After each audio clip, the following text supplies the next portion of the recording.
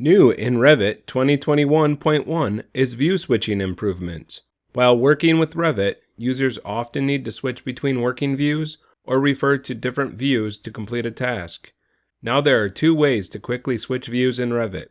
The original method of view switching is defined by View Tab Position Order.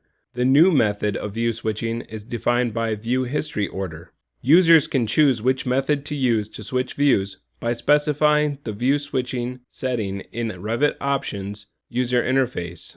Set View Tab Switching Keyboard shortcut based on your preferences. Switch view tabs based on tab position or history order. Users can use Ctrl-Shift and Ctrl-Shift-Tab shortcut keys to cycle through forward and reversely all open views by view history order now in Revit.